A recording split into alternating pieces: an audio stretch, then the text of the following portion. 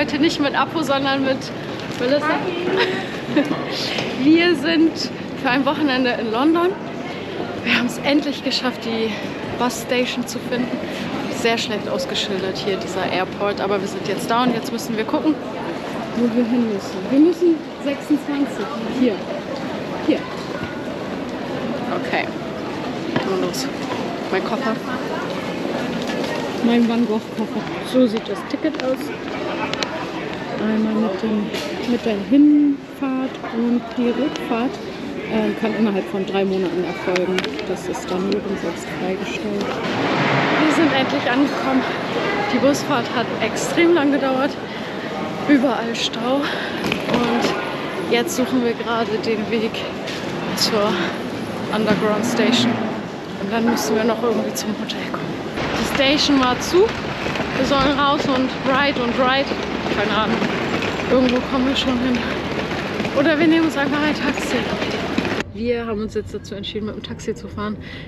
Wir waren zwar unten bei der Victoria Station, aber erstens wird gestreikt und zweitens, ja, hat das alles ein bisschen lange gedauert und dann haben wir uns einfach dazu entschieden, den Weg mit dem Taxi zu fahren. Wir sind angekommen im Hotel Zedwell Piccadilly Circus, mitten im Zentrum, und wir machen jetzt hier Self-Check-In. Da.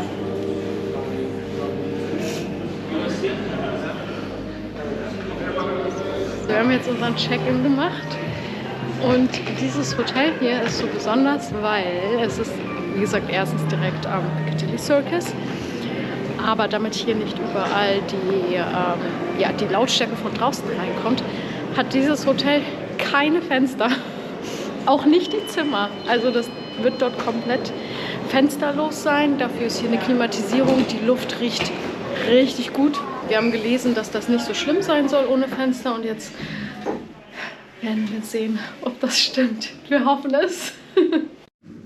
Okay, erster Eindruck ist, wir haben uns das etwas anders vorgestellt. Das ist das Bett. Immerhin ein Spiegel. Und hier ist schon das Bad mit einer Milchglas-Schiebetür. Auf jeden Fall sehr dunkel, gewöhnungsbedürftig. Meinst du, das Bett ist bequem?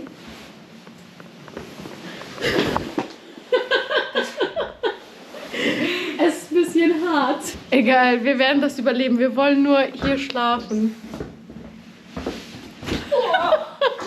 Da, wir sind direkt am Piccadilly Circus. Hier. Werbung ohne Ende. Ich bin voll ausgestattet.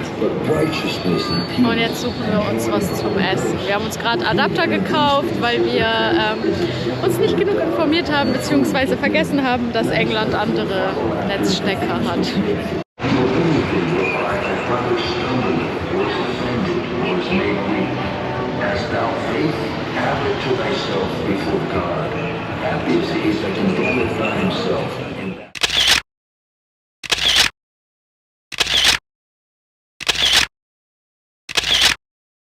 Das war die kleine Pizzeria. Ich zeige euch jetzt den Weg zum Zimmer. Wenn ich das selber rausgefunden habe, wo lang? Hier entlang, ne? Ja. Nein. Doch. Nein, 33. Genau. Das ist ein richtiges Labyrinth.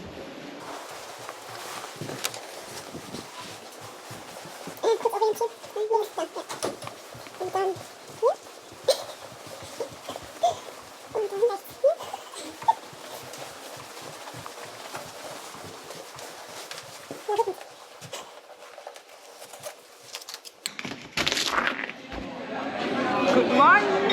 Wir sind jetzt schon beim Frühstücken im Farm Girl in Soho, haben wir über Google rausgefunden. Und also bis jetzt vom Menü her sieht alles richtig lecker aus. Wir sind voll gespannt. Wir haben ganz schön viel bestellt, aber wir teilen uns das. Unser Essen ist da, wir haben richtig reingehauen. Ich zeige euch das jetzt mal. Na, ich würde sagen, guten Appetit. Leute, das Essen war richtig lecker. Da muss man hier die Treppen hoch, das ist in so einem kleinen Laden. Deswegen haben wir es auch erstmal nicht gefunden und die ganze Zeit gesucht. Das ist hier an dieser Ecke, bei Sweaty Betty. Da gibt es sogar einen Friseursalon auch drin und alles da.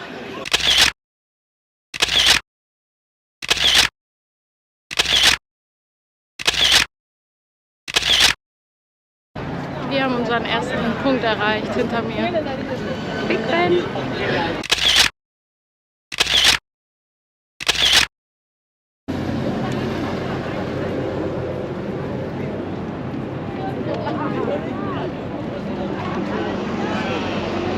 Sieht schon nice aus, muss man sagen. Also gerade der Big Ben, so die Details, das ganze Gold drauf und so, sieht schon cooler aus, als man das von Bildern kennt, finde ich. Wir sind auch hierher gelaufen, 20, 30 Minuten oder so von unserem Hotel aus. Sieht voll fit. Wir fahren jetzt das erste Mal mit der Metro hier und versuchen uns zwar noch zurechtzufinden, aber richtig cool ist, man braucht hier gar keine Karten extra kaufen. Wenn man Apple Pay eingerichtet hat, kann man einfach sein Handy oder seine Uhr ranhalten und kommt dann durch diese Schleusen durch. Das ist richtig cool. Da ist die Tower Bridge. Wir werden nicht reingehen. Wir gucken uns das alles nur von außen an. Wie ist das nochmal? The Shark oder sowas? The Shed? Nee, Shed hieß das, glaube ich, nicht. Shed heißt Schuppen. Ich glaube, es hieß The Shark. Das ist so ein Riesenturm, der sieht nachts richtig cool aus, weil er da richtig beleuchtet ist. So, das war die Tower Bridge. Wir sind jetzt einmal rübergelaufen, wir haben ein paar Fotos gemacht und eins muss ich sagen, also wir haben echt gutes Wetter hier in London. Wir haben irgendwie 10, 11 Grad oder so, also mit so einem Mantel reicht vollkommen aus, aber da auf dem Wasser, da spürt man schon, dass es auf jeden Fall viel kälter ist, auch hier im Gesicht und so. Jetzt muss ich mich erstmal wieder aufwärmen und jetzt wollen wir, gute Frage, wo wollen wir eigentlich hin? Wo wollen wir eigentlich jetzt hin? Wir laufen gerade einfach, aber... Ins Shed. Shard. Okay, wir wollen jetzt ins The Shard und einen Kaffee trinken oder so. Wir haben es gefunden, also es heißt wirklich Shard. Und da ist das Ding. Sieht schon nice aus, irgendwie so eine ganz andere, ungewöhnliche Form.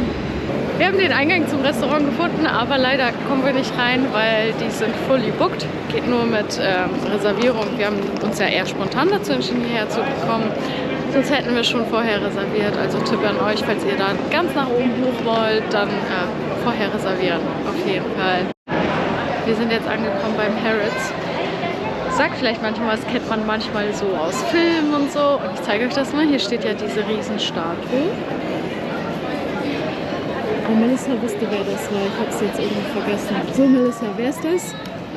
Das ist Yayoi Kusama, eine japanische Künstlerin und hat gerade ein Collab mit Louis Vuitton. Hier ist übrigens ein echtes Bild von ihr. Wie alt ist die? Die Frau ist 93 Jahre alt. Sorry, ich war zu sehr mit selber shoppen beschäftigt und habe das Harrods von innen jetzt nicht gefilmt. Es ist aber eigentlich ein Luxuskaufhaus wie jedes andere. Sehr hell alles, sehr teuer. Ich habe aber mir 2 kleine Beauty-Artikel gegönnt. Das kann man machen, das ist nicht so teuer. Die kosten dann auch so ähnlich wie bei uns in Deutschland. Dann waren wir jetzt gerade einmal kurz bei Zara drin und haben festgestellt, Zara ist hier viel teurer als bei uns in Deutschland. Also muss man da nicht unbedingt rein, sind wir auch gleich wieder rausgelaufen. Wir wollten jetzt unbedingt was essen, haben uns jetzt spontan was rausgesucht und stehen in der Schlange und warten jetzt. Das ist ein libanesisches Restaurant. Ich zeige euch mal, wie das aussieht, ganz süß gemacht. Also wir haben uns ein Mezze-Platter bestellt für 2 und da sind einfach ganz viele verschiedene Sachen drauf. Wir sind jetzt unterwegs und testen jetzt London Nightlife aus. Wir wissen noch gar nicht, wo wir hingehen. Wir suchen jetzt einfach irgendeine Bar, wo wir uns reinsetzen können und erstmal was trinken können. Aber es ist so krass, wie viel hier einfach los ist. Also egal in welche Straße man reingeht, das ist hier so voll. Das kennen wir so gar nicht. Das ist voll neu. Guten Morgen. Wir checken gerade aus. Wir waren gestern halt noch in einer Bar. War ganz gut, aber irgendwann war die Stimmung dann auch futsch. Ja, waren einfach so kaputt, dass wir auch direkt eingeschlafen sind. Und jetzt checken wir aus und wollen dann frühstücken und dann zum Buckingham Palace noch. Den haben wir noch nicht besucht. Gesehen haben wir ihn schon beim Vorbeifahren. Also zum Frühstücken sind wir wieder bei Farmville gelandet. Wir wollten eigentlich ins Breakfast Club, aber das war so voll, da hätten wir lange warten müssen. So viel Zeit haben wir nicht. Und heute haben wir uns ein bisschen was anderes bestellt. Das Frühstück im Farmville war wieder richtig lecker. Also mein Almond Butter Croissant und der Chai Latte, richtig gut. Jetzt sind wir hier in der Carnaby Street. Anscheinend gibt es hier heute irgendeine Veranstaltung, wir wissen aber nicht was. Und suchen jetzt eine Apotheke, weil ich extrem Kopfschmerzen bekommen habe. Ich zeige euch auf jeden Fall mal die Straße. Ganz viele Einkaufsläden. So eine Deko. Also viel Kram eigentlich. Überall wird shoppen. Ich sag euch mal was. Hier gibt es so viele Jogger, so das habe ich noch nie gesehen. Also, die joggen hier auch durch jede Menschenmenge durch. Was uns noch an London aufgefallen ist, hier ist niemand so richtig dem Wetter entsprechend gekleidet. Die Leute ziehen einfach an, worauf sie Bock haben. Teilweise auch wirklich ohne Jacke, wo wir das ja so kennen, dass man sich so dick wie möglich einpackt. Und gestern haben wir dann aber auch rausgefunden, warum. In den Bars werden einem die Jacken nicht abgenommen. Es gibt keine Garderobe, man muss die einfach irgendwo hinlegen oder mit der rumlaufen. Und deswegen lassen viele ihre Jacke einfach gleich zu Hause. Das haben wir schon mal gelernt. Ich habe mein Paracetamol gekauft. Das kriegt man hier einfach so. Das kann man sich einfach so mitnehmen, wie alles andere im Supermarkt.